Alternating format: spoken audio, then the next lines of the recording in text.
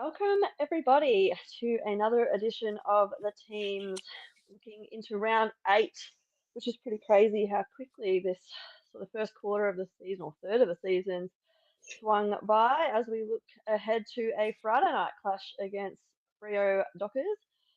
Once again, a big shout out to Southside Pizza, and unfortunately, I haven't seen the teams come out officially yet, just waiting for a bit of an update from the AFL website. Same with the Saints website as well. So, um, boys, welcome to Ollie and Evan. I believe you might have a bit of a sneak peek at the teams anyway. So, if you can provide us with a bit of an update for this Friday night's clash against Freo, what are the ins Yeah, and outs? the Do we know?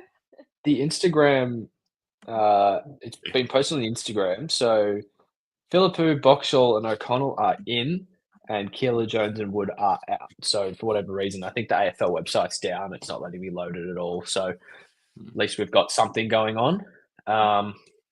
Yeah, so we have a bit of an idea of what team might look like on paper before it actually comes out. Yeah, and not sure how much people know the Freo list by the top of their head, but they've got McDonald out, who's their ruck forward, and Jackson comes back in off that small injury there. So they've just got the one change compared to us. Okay, so we've got McDonald out. And I guess the big news for us is I think a few of us Saints supporters were a bit freaked out when we saw that Filippo potentially had another injury or a corky sort of setback. So I, for one, am very pleased to see him named, but being a bit of a cynical Saints supporter, I probably won't believe it until I see him actually run out in the red, white, and black. But aside from that, the positive for mine has to be Hugh Boxall. Finally got his debut, so really looking forward to seeing him play. And I don't know about you guys, but really, really hoping that he's not the sub. What are your thoughts straight up Yep. on that? Are we thinking he comes straight into the lineup, or does he play that typical debutant where we see him as a sub? What do you think? It's pretty tough to tell. It's that extended interchange bench at the moment. Obviously, the team list at the moment seems so unreliable. We've talked about it all season as far as, forwards placed down back and midfielders placed at half back. But besides, it does look like Boxall might be that sub there. I really hope that he's not. I don't think playing their first game in the sub role works for most players. But at the same time, I don't want to see Garcia as starting sub. I don't want to see Collard or pretty much anyone else that's in that list. So not sure how we're going to go there, particularly with Jones out of the team, who's the regular go-to. I was going to say the same thing. Yeah, there's not much to add there. You've kind of hit the nail on the head. Like in the consensus is in comment sections and forums across the AFL community and Kilda community that you don't want to see players debuting as a sub. So let's just hope he's, based on our midfield performance recently, that he's locked himself in to a starting role. Yeah, and I guess the other unfortunate one is, we finally get Dougal Howard back and then straight away just lose Wood to a concussion, which is really unfortunate. I really rate Wood in our side and was really looking forward to getting a bit of those sort of key position players cementing themselves back in the side nicely and seeing a bit of a continuation with that. So sad to see Wood out. Hopefully it is only for the 1 week. But just on Filippo, because I'm already seeing like a few people commenting throughout the week that he maybe should have had a go in the twos first. I do know that we do have a bye this week, so that couldn't happen. But what are your thoughts on that about him coming straight in into the lineup after having such a on the sideline with a pretty sort of severe injury with his femur? It is worrying specifically because it is that leg injury, I suppose, and obviously he's probably not had quite as much running there, but we've not had much luck in the last little while as far as players coming into the VFL, and getting injured or suspended. I'm sure we'll touch on that later, but I'm probably okay at this stage with hopefully they trust that he's done all the work, and he's certainly the player that's mentally prepared to just get stuck back into it. I'm sure he's desperate to get out there from everything we've seen of him. So it's certainly not a mental thing for Poe coming back into the game. Yeah, Ross said in his presser that he commented on his maturity, I think, and how like his mindset is so good. So I don't think that they would have risked him early even if he didn't feel ready.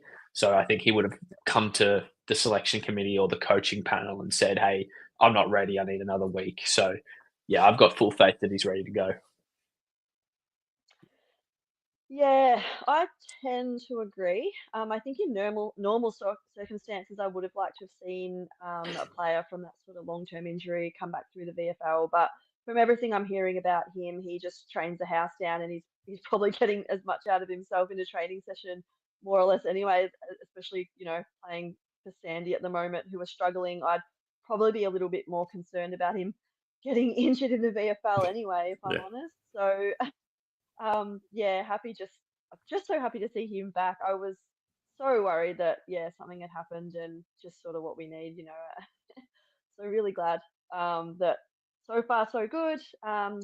Just reiterating again to anyone who's joined us, the AFL haven't released the lineups as I can see it on my screen. Same with our own Saints website. So just waiting for that to come up so that we can share that visual for you guys. But yeah, as we're saying, looks like Filippo, Boxall, definitely in. Was there one other? Was it O'Connell? O'Connell, yeah. O'Connell's the other one. Yeah.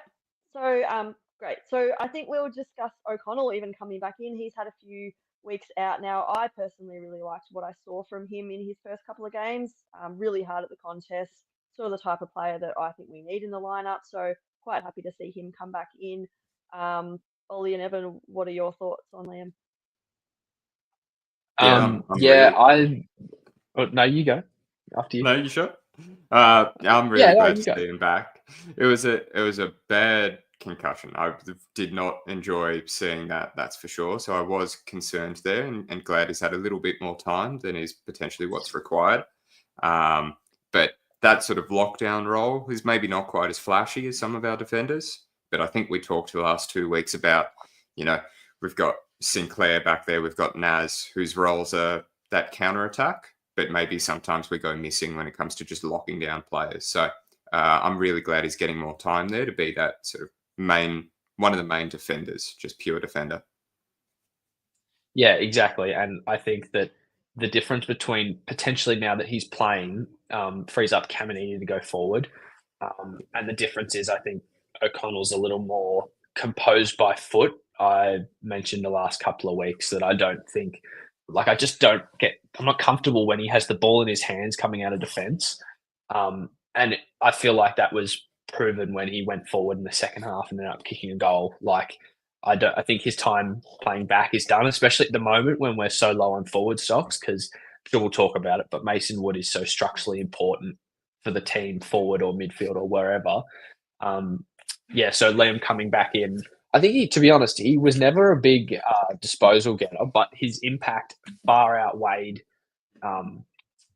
his stats in the first couple of games that he played, like the chest mark that he took going into the pack against Geelong to save the game. That sort of thing means so much more than statistics. Yes, I absolutely agree. And just on that, I have had a look at the AFL website. It looks like it is there for us now. So I will get that up for everyone in a few minutes if you just bear with us. But in the meantime, if you want to just discuss the midfield, I feel like it's always the sort of vocal point on this on this chat. To me, it's just the same old, where it tends to be our weakest link, if I'm honest. But keen to hear your thoughts. And, I don't want to talk too much about the Brisbane game. I think, we all saw it. I think at least there was an improvement on the Bulldogs game from where I sat in terms of effort. Brisbane are obviously a highly rated. How can you not? They're the reigning premiers for a reason. But coming up against a Dogs loss like that was just really disappointing for me because I gave ourselves a genuine chance. Whereas Brisbane, I think I saw it coming a little bit more, that result. Never like losing, but I can take it more when you're coming up against, and nothing against the Dogs. I think they're looking like a top 4 team. But yeah, I think trying not to focus too much on the Brisbane game so much, maybe, but just perhaps, these first 7-8 weeks as a whole.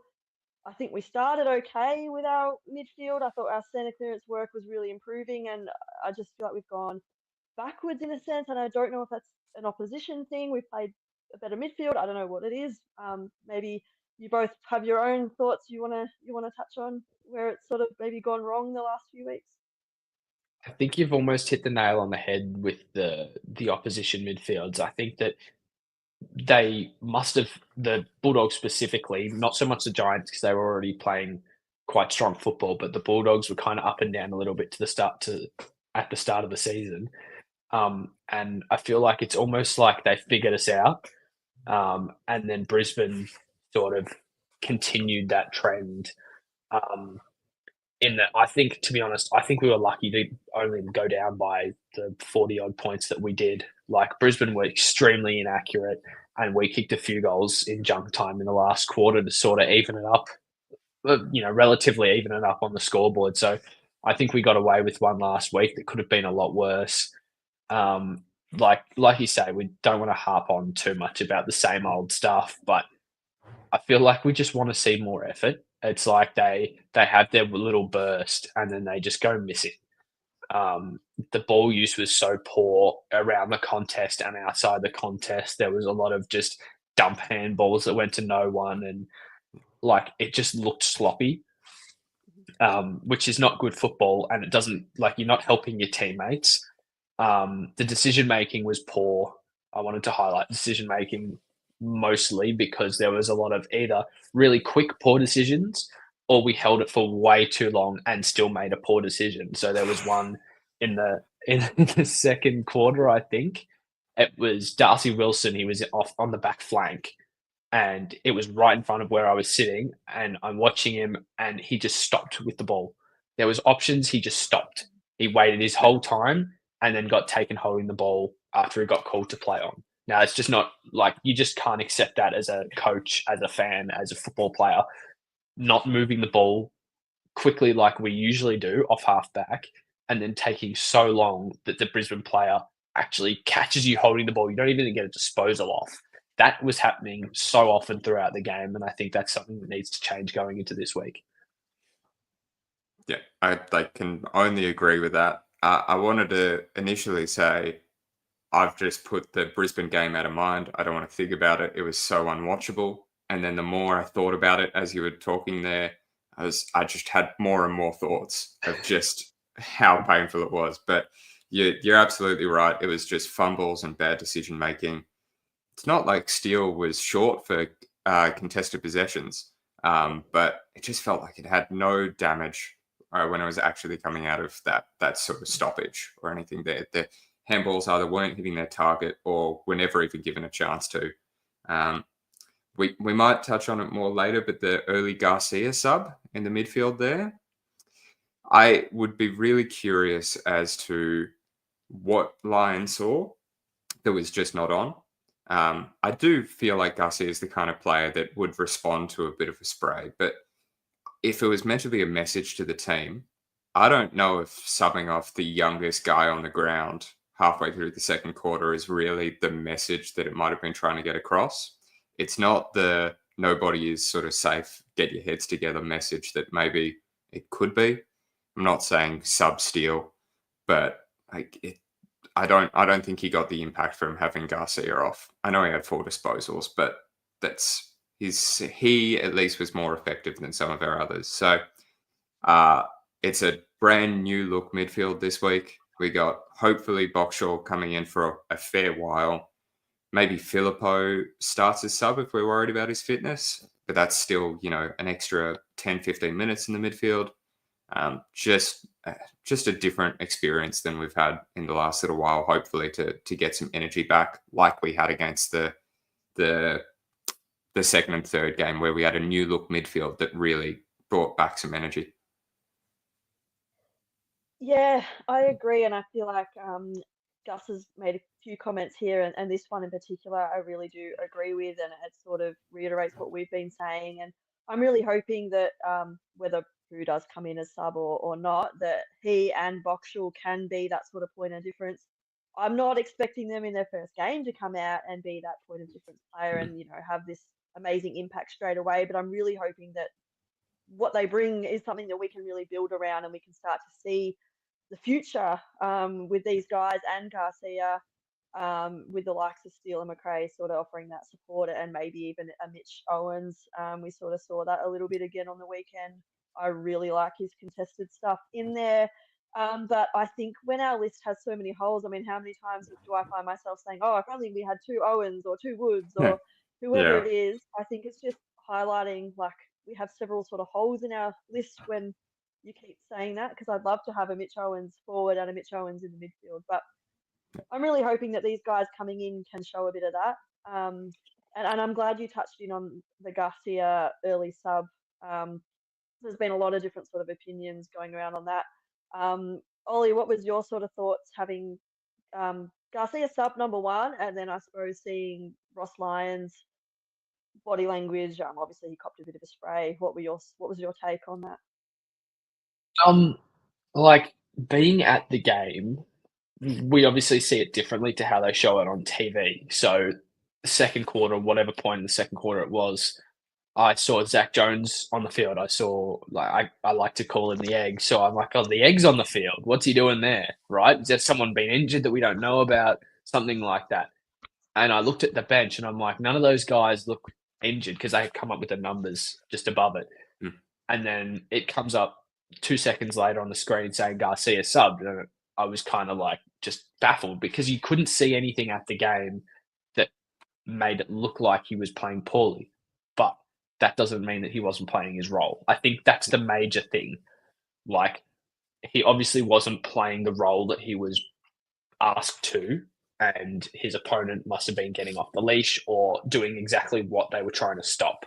So, whether, like you said, Evan, whether subbing Garcia of all players is the right idea, I don't know, considering, not that I think we should have subbed or dropped Jack Steele, but his 22, 23 disposals or whatever he had, most of them were handballs, and he had like barely any meters gained. So I like don't know if 88. it was the right call. Yeah, exactly. Something like that. And at half time, he was on like 16 handballs for 30 meters gained. It wasn't quite that, but, along those lines. But yeah, I don't know if it was the right call. At the same time, there's a comment from someone that says, talking about Zach Jones, I think he competed well. Even though he's been dropped, and we've talked a lot of negativity about Zach Jones, I think he really gave it a crack. Whether he, made the most of his opportunity, I don't think so. But he actually looked like he wanted to be out there giving it a crack, whereas a lot of the other guys didn't look like they were giving 100%. Yeah. Yeah, and it was really interesting from my perspective too, because I was actually away down in Warburton, so I was sort of trying to tune in with the footy on in the background. I ended up actually putting the radio on because it gave me like at least I could listen because I couldn't quite watch 24 like the whole time. And it was very interesting on the radio being able to hear what they were saying, because they were sort of saying, Ashcroft's had 8 disposals in a row, and that's clearly why Garcia's being dragged, because he's been this matchup on Ashcroft and Ashcroft is killing it. And so that was very interesting. And then I could sort of hear them without sort of seeing. I didn't see Ross's spray until after, but I could hear the commentators sort of like saying, oh, it looks like Garcia's going to be subbed. And then it was very interesting too, because they were saying before he got subbed that Garcia was like trying to avoid coming off. So he obviously knew he was going to get subbed, and he was trying to like avoid.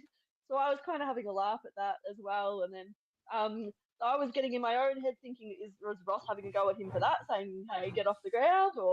But I personally, if I was Garcia, I'd take it as a compliment, because Ross isn't going to give you a spray like that if he doesn't think you cut out for something special. So maybe people will disagree with that and think he was too hard on a kid or whatnot. But if I was Garcia, I'd be thinking, well, Ross obviously has a lot of respect and high expectation if he's going to have a go at me like that. So, and the other thing is, like Ross probably wanted to sub 5 players at that point in time, so Garcia's probably the unlucky one. Yeah. Like as well, hearing on the radio, like Windy kept copying it a lot, or like every time I'd either look at the TV or listen, poor Windy just did not sound like he was having a good day. Like, I think every time he was No. supposed to touch that ball, we turned it over. So I really am looking Yeah. for him to redeem himself. I'm also seeing a few comments around Steele that probably touched on a little bit. I think the effort was there, but yeah, I do think he has lost a bit of that. I don't know if you remember those bone crunching tackles he used to do. I just feel like we're not seeing him, and that's what makes me think he's carrying something. But I don't know. Do you think he's just sort of adjusting to like McRae coming into the team? Do you think it's an underlying sort of injury that he's got? Do you think he's just out of form? Like, what do you think the go is with Steele? Yeah, I think the midfield's our big topic at the moment, which actually tends to be the way most of the time. But I think an injury potentially explains why his defensive efforts aren't there. But I don't feel like it really changes how his impact on offense has really been a burden this year, sort of thing. Not to compare captains, but you've got Neil on the Lions side kicking 3 goals and being involved in like 12 score involvements, and which haven't got that from Steele the last 3 weeks. Even if he's competing and putting in that effort, his sort of damage in responses is no good. I will bring up one fun stat that I saw Joey talking about during the week about Naz when Naz got put in the midfield for the second half. Naz was rated the 46th player in the first half, which means he was worse than both of the subs who hadn't played yet. But by the end of the game in the second half, he was rated number 1 player on the ground. So a massive turnaround once he got put in the midfield. Obviously, you don't expect that every week because he was slipping over and making a mess of it in the first half, and then he was all impact in the second. But obviously, something's gone around the whole group. Something was in the water this week because 7 or 8 of them were really fumbly across the ground. 100%. And like I noticed on the Naz comment, I noticed at halftime or quarter time or something, he had 10 touches for 19 super coach points. So I was like, yeah, he's not having a good game here. And then he gets put into the midfield and I was a little bit skeptical, but he's obviously cut out for it because he's that good outside player. Maybe he's the outside player in the midfield that we need that is a different pace. That's to be seen. But I think that going back to Jack Steele, that something needs to really get him going. And I don't know what it is. I don't know if it's form, whether it's injury like you suggest, whether it's maybe he's just genuinely dropped off. I don't know. That we don't seem to know what the issue is or why he's not in form. Is it McRae? Like, I guess that'll unfold as the season goes on. Yeah, it is quite interesting, and I for one don't mind seeing Naz in the middle if he's going to have that much of an impact. Maybe we don't have the luxury of playing him off a halfback like we'd like, and maybe he does need to go in the midfield. But we could probably spend this whole time talking about the midfield, so we'll move on to the forward line, who for me has been our shining light the last few weeks, particularly given like our centre clearance work has really struggled, and your forwards need that. Like especially now with the 666, I find it so important to get these centre clearances, and we're just not giving them that first sort of use, I guess, and the best opportunity. So shout out to the forward line. I think they have been really solid. Probably starting with Jack Higgins, who's in career best All Australian in my opinion form for that small forward position. So what are your sort of thoughts on the forward line, and are you sort of agreeing with me that you think they've done okay, or do you want to see some improvements there? Yeah, they've done okay with what they've been given, sort of thing, which is sort of the most you can expect at this stage, particularly because it is quite a young group still. I'm happy with this lineup this week. Honestly, even if Caminiti is still down back, because just directly comparing it to the Dockers back line, they're not the biggest names in the world, but Pierce, Cox, and Ryan are all solid, full-size key defenders, sort of thing. That's sort of one of their real strengths. Obviously, with their skipper in Pierce back there, And then sort of Draper and Warner being sort of smaller lockdown defenders to a certain degree. They're maybe not quite as solid there. And then Clark is just that rebounding defender. So I think our best bet with our forward line this week is the smalls, and just making sure we're bringing it to ground, not letting Pearce intercept it there. I think if we go too tall up forward, we might just be laying into one of their strengths as far as leading lines go. So I reckon this week's all about Higgins, which it has been most of this season. But Higgins, Collard, just have a bit of a softer matchup, get it to them, get the stoppage, let them do their work, more so than hoping that Caminiti can come in and clunk 3 or 4 contested marks. The Caminiti thing is very important. Like, I wasn't necessarily expecting Keeler to still be in the team, but I thought it could have potentially helped out height-wise, considering if you look at our interchange, we have none. They're all midfielder / forwards. So I think Caminiti going forward, hopefully, if that's how it stays, is important because he competes just as well as Keeler, but he's had a bit more experience and he's got more size on him. So he's more likely to be able to clunk one than potentially Keeler is with his slider frame. Like you say, you can't really comment on the forwards and there's a lot of comments talking about, forward line and stuff like that. There's really not much that we can say. I don't think Higgins is in great form. Max Hall played really well. I thought he was one of our better players. I thought he's been quite good all year, but considering we were so poor, I think he kicked 2 goals in the end and had a decent impact and was pretty good with the ball when he had it. Like Cooper Sharman has got more attention, which is tough. Like, there's a couple of comments talking about Sharman. It's like, it's the trade-off of, well, we're using him as a more important forward, but that means he's going to get more attention, whereas he's probably better off as a third tall, who doesn't get as much attention. And it's worth noting, I think, that O'Connell's listed on the wing, which is potentially Mason Wood's sort of replacement. If it stays that way.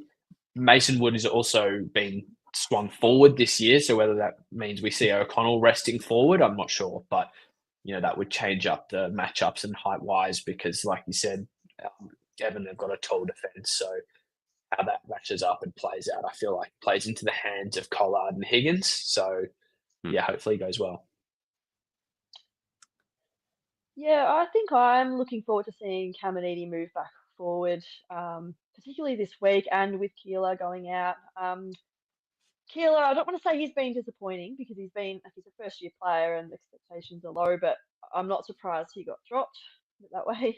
So I think that, Caminiti, for mine, I'd like to see him go forward purely because I know we did okay last year without King, but I feel like people underrate how important King is to the rest of the forward line once they gel, because your Sharmans and your Owens are then getting the best defender. Like, even if a Max King's out of form, he still takes the best defender every week. So that automatically helps the rest of the forward line. So I'm all for Max King being in the side, but that's a story for another day, maybe another year. But I'm looking forward to seeing that dynamic with Caminiti moving back forward. Got Howard down back again. And I guess that might move me to discussing our backline, because a bit of a surprise packet this year I found has been Tracy. I'm probably saying his name wrong, but I think he's right up there, if not leading the Coleman, and he's sort of come out a bit left field for mine. I don't know if that's because he's playing out in WA and they sort of get missed a little bit, but I just think he's probably one of the key matchups to focus on for the week, and keen to hear what you think about our backline and how it will hold up against their forward line. I think Tracy has sort of, last year, he kind of burst onto the scene, but this year, like you said, he's kind of come out of nowhere again. Like, he's even more dominant than he was. He kicked 3 goals in the first few minutes, I think, at Gather Round against Richmond. So, that's like, how do you defend that? So Dougal will need all the help he can get because, he's still Dougal. He made a couple of his Dougal Howard sort of slips and fumbles that made us all kind of hold our breath, but he actually played quite well considering his first hit out since the.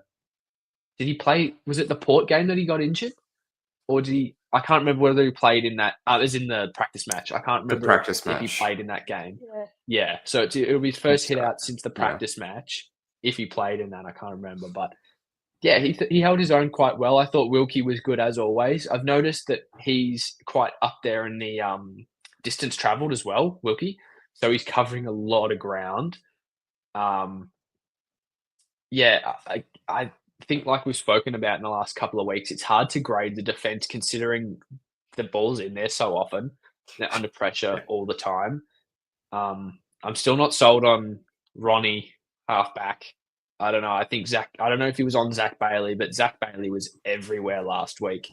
Toby Green was everywhere against when we played the Giants. So not sold on that, but I don't know. I think we can hold up as long as we can get the ball out of our defensive 50, which is where we struggled a lot last week. Yeah, I'll second that on Burns, and mainly because I think he was doing a really good job on the wing for a lot of games. He really stood up there as that connecting piece. Yeah, I think Tracy, he had maybe 3 or 4 games last year that I actively remember him just piling through a pack of 4 people and just being that number one target.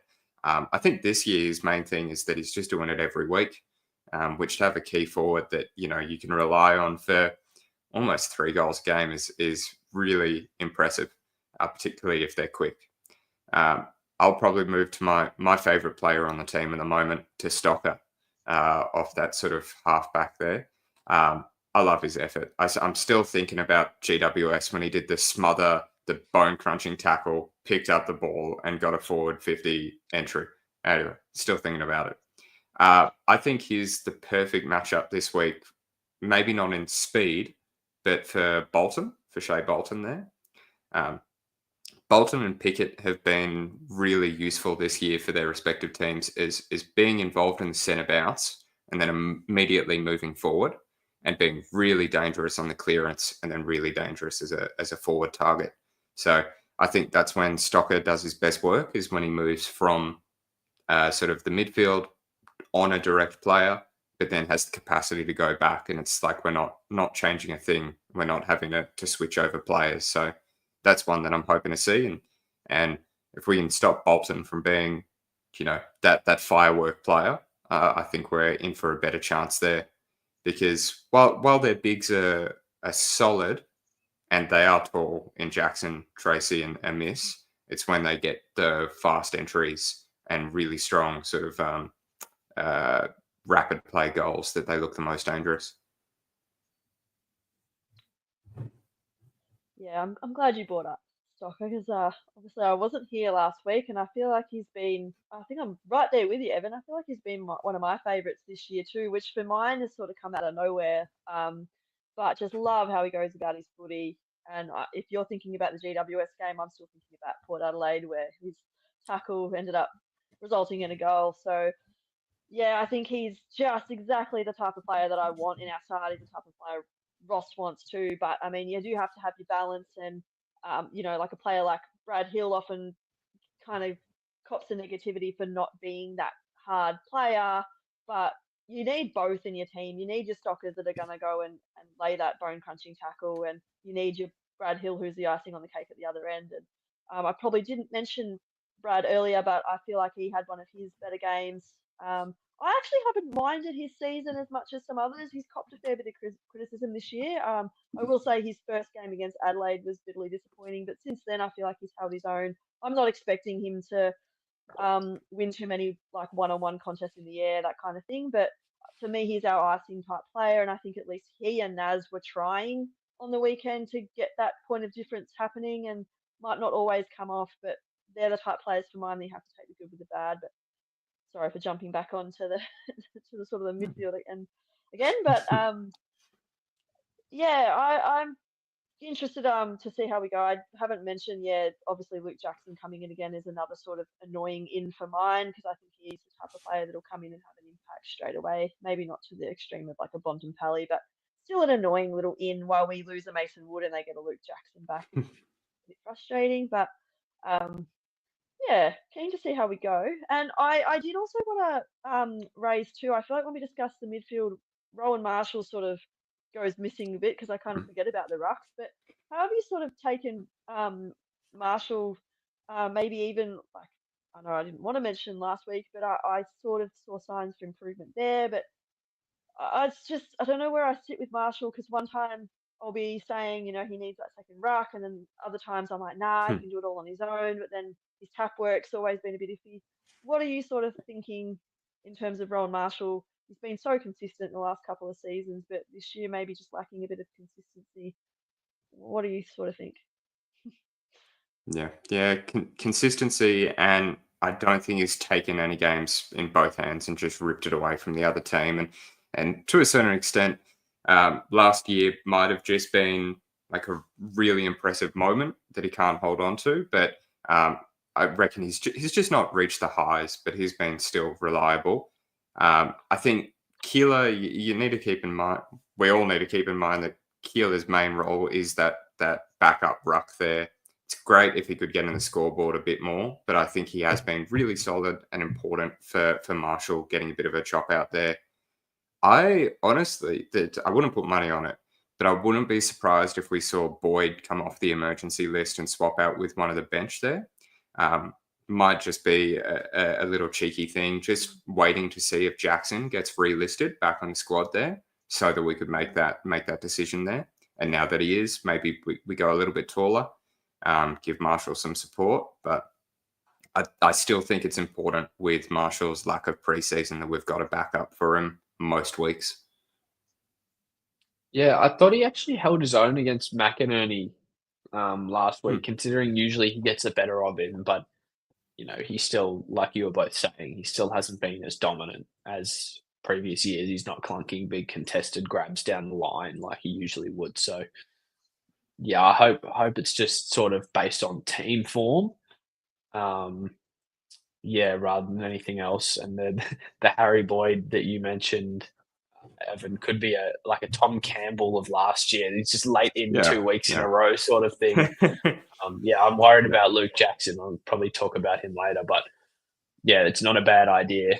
He just looks like he needs a chop out. We know what he's capable of, but that doesn't mean it won't get better if he has a bit of an extra rest. Yeah, well, I guess looking at Luke Jackson might bring us to Oppo View if we want to sort of discuss Freo as a whole. Who you're sort of worried about, I guess. For mine, I guess it's the obvious. Brayshaw's been in really good form, and then they've got Salem as well. That straight up, obviously we talk about midfield, but have you got sort of other things you're looking at in that lineup that you're concerned about? We sort of touched a little bit on Bolton. What are your thoughts going into this game? Yeah, probably more structurally for me. Similar to us, they've got two completely different modes of movement. From what I've seen, at least, when the other team gets first possession and it's coming off half back, they are really straight down the line. They do not switch the ball. They're just long down the line. I think they're the number one team for going straight towards goal. Like, they don't defer at all. And it's one of the slowest in the game. They take heaps of time to make decisions. And then you compare that to if they get first clearance with Brayshaw or Sarong or Young, one of them, and then they move so quickly. When they get that first possession, it's the complete opposite. So it's probably just trying to make sure they get stuck in that first one.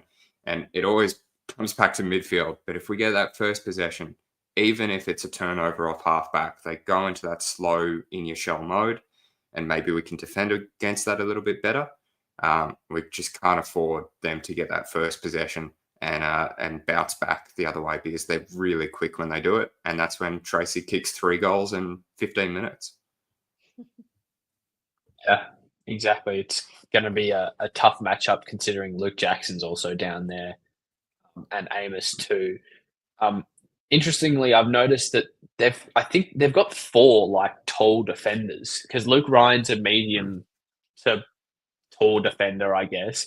Draper's a key, Pierce is a key, Cox is kind of in the middle. So I don't think they quite have a good balance, especially considering what our forward line looks like. So that's going to be one that might be interesting to unfold. But yeah, Luke Jackson for mine is the biggest worry. He always seems to towel us up. He towed us up last year and the year before. He's just so dynamic. He can go forward. He can play in a ruck. He's so quick. He's probably one of the most athletic, agile ruckmen in the game. And considering Marshall, how he's been this year, I'm worried that, whoever goes in the ruck as a backup, whether it's Caminiti or Owens or whoever, yeah, I'm quite worried that Jackson's just going to absolutely dominate in those areas of the game. So then he can go forward and he's, a little rested so he can, snag a few quiet ones because we might not be focusing on him as much as the other key forwards. So yeah, that's the biggest worry, I reckon, for mine. Yeah, and I think it's a good point here from the greatest ever, just touching on the whole Marshall thing, just pointing out that with Jackson back, obviously they've got Jackson and Darcy, which does put a lot on to Marshall. And maybe, yeah, slightly disappointing that Keeler just didn't really have much of an impact last week because, yeah, he probably would have been handy. I don't really like seeing your Owens or your Caminiti or whoever pinch hitting. So probably a good point there that wouldn't have minded, like maybe you've got a good point there too, Evan, that we'll do a sneaky little swap and Boyd comes in because I kind of agree that maybe this week is a good week to do it. And like you said, maybe we are sort of waiting to make sure that Jackson does play. So if that happens, well, kudos to you for calling that. But yeah, I wouldn't be surprised. So yeah, I guess we'll have to see. But not too long to wait. I'm pumped that it's a Friday night, and yeah, we've got a few more of these Friday night, Saturday night games, but always a little bit of a worry too when I just, for some reason, we just don't seem to perform too well, apart from like the back end of last season with these sort of Friday night, Saturday night blockbuster games. But really hoping we can turn it on. And for mine, I've sort of missed our pressure game where we score from turnover. That's when we're playing our most exciting brand of footy. And I just feel like that's been missing a little bit the last few weeks and probably has to do a little bit with the quality of the opposition. But I think we can bring that against Freo and I think we can force them to play a little bit of that slow game or get them sort of second guessing themselves, which we've seen us do for the last couple of weeks. So I want to get back on the other foot and I want to put the pressure on them and I want to see us scoring more from that turnover, getting a few more centre clearances and getting first use and clean footy. I just want us back playing clean footy. It's just been really hard to watch. Even the first 5-10 minutes against Brisbane, the commentators, like when the commentators are complaining about the quality of the game and you're just like, oh, flashbacks of the last time we played Brisbane. I just want us to come out and everyone, on a Friday night, it's like, oh, what a cracking game of footy. Like, let's get that happening because that's what I was so excited about these sort of first 4 rounds is that, yeah, the Saints are back playing brilliant Saints footy. It's exciting, it's attacking, high pressure, like everything you want in a footy game. So I'm just really keen to see that. And I guess that brings me to when we talk about the key to winning this game, obviously, it's just, to me, it's getting back to playing our sort of style, better ball use, putting their defenders under pressure because I don't think they're like a Brisbane can take the heat a little bit more than, say, a Freo can, in my opinion. Let's prove us right, boys, and prove me right and get the run and carry happening. No passengers is really important for me too. I think we've relied on too few the last few weeks. Even as someone mentioned in the comments, like Wilson's been off. I agree. Like I know it's only his second year, maybe he's having a bit of the blues. I don't know, but those sort of guys need to step up. I would also agree, Ollie. I think Hall's actually been really good this year for a first year player. He's sort of gone quietly under the radar, but he's playing every game. I think he's cementing his spot almost. Like you sort of know what you're going to get from him as a first year. Like I think he's met and exceeded, in my eyes, expectations. I didn't really expect him to come in and stay in, if I'm honest. So well done to him. What are your thoughts on how we get the job done against Freo? Probably just the F word, just fumbles, just can we clean it up just a little bit, just be a little bit more damaging and stop throwing it about the place. I'm glad Hall's getting some recognition there though, because I think his head on his shoulders is so much more stable than most of our team there. His ability to find targets inside 50 might be one of the best in the team. I really like how. Sorry, my dog's just running. But I really like how he's being used to connect off the D50 as well. He's gotten a number of possessions, being that first one out of the goal square. I really like his role there. It's a good mix across that. So clean up some fumbles. 100% what you say. No more passengers. Just everyone commit to the team. Bring that pressure back and tag Sarong probably. Good point. I reckon the tag is probably the reason that Windy stays in my opinion, considering he's been quite poor the last 2 weeks. Yeah, like, I feel like it's easy to comment and just say the midfield needs to lift. Like, of course it does. So I'm gonna forget about the midfield. I think that the leadership is a big issue at the moment, only because there only seems to be a small amount of guys that are standing up. And there was a comment from Matt a bit earlier on saying Wilkie was frustrated last week. He was furious in the goal square. He was barking orders and he just looked angry. He was not necessarily just pointing fingers at people, but he's like, "You go here, you go here. I'm here. You cover that space," sort of thing. And it was just falling apart, and he was losing his mind. So I think he is showing the heart that we want to see from Steele and even Marshall to a lesser extent because he's been out of form, and Bradley Hill and our senior guys who haven't been performing at the level that we know. It doesn't help the young players, a la Garcia, who get subbed off early because he's not playing his role. That's what we think. It doesn't help their confidence when they're experienced players who have been in the team for years and years and have played so many games of AFL football aren't playing well and aren't confident in their ability. So I think the leaders really need to stand up this week and take control. Yeah, he'll like that you called him out there. That's my dad. You've just just picked out there. I might double down in the back line and say same thing for Webster. Well, where's Webster been this year? Just no shutdown, no impact. As sort of Richard was asking before, he for me is the one that as soon as we've got a player that's ready in that slot, he's not safe. Whether that's O'Connell, whether that's maybe Barrett, who we pops up every now and then on the socials. But if he doesn't shut down, I don't know, a Bolton or the forward whose name I can never pronounce, one of those, like he's in for a rough time of it. Probably end up a bit like a Jones who rocks up when someone else is crook and none of the rest of the time. I'm worried for him. Yeah, that's a good call. I think as well, we were really lucky that Cameron didn't convert a few of his opportunities because, and probably the Brisbane team as a whole, that could have been really ugly. They missed a lot of goals early, so that probably kept us in it for longer and gave us that little third quarter bit of excitement, I guess, where we got right back into it, and then that was quickly snuffed because they just responded every time, unfortunately, as good sides do. But I think we're in with a real chance this week. I think we can, and I think we have to. We do not want to go 4 losses in a row. That'd just be completely demoralizing for the whole team.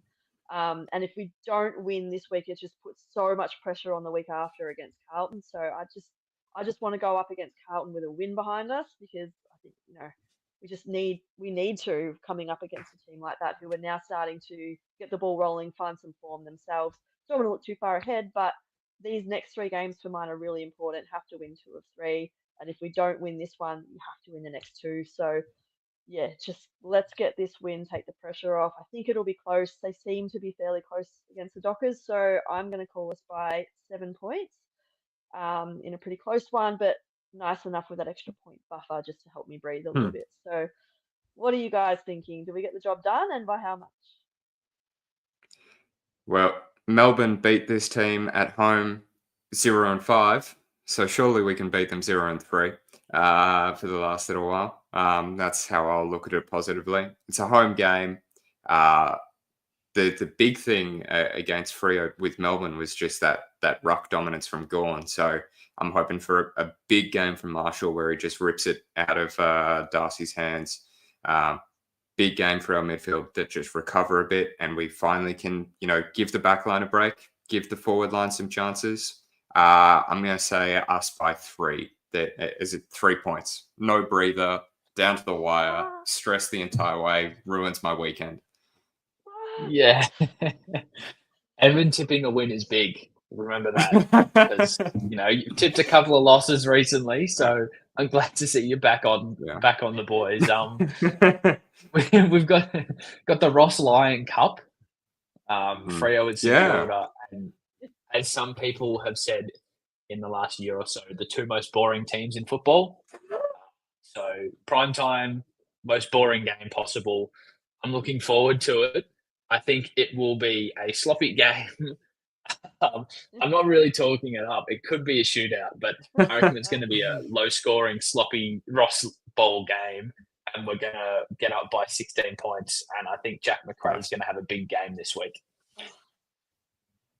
I like it. Well, worst case, it's a Friday night. Go down to Southside if you can't get to the game and grab yourself a slice of pizza and enjoy what will hopefully be a blockbuster game of Friday night footy. So thanks to everybody for tuning in. Thanks for all your comments. Might not have got to as many tonight. I got a bit distracted wanting to talk about this midfield, I reckon. But thank you again to Evan and Ollie for joining. It's a good discussion as always. And hopefully next week we're here to discuss the boys after a win, which feels like it's been a while. So get behind the boys. Hopefully you're all going on Friday night. Yeah, should be. I'm going to say it's going to be a good one. Come on, boys, just lift, Manifest clean, Saints footy, and enjoy. Thanks everyone for tuning in, and yeah, hopefully it's better than tonight, Essendon Roos. Yes. Leave you all to it to watch that riveting game. Thanks Cheers, everyone, and go Saints. Go Saints. Go Saints.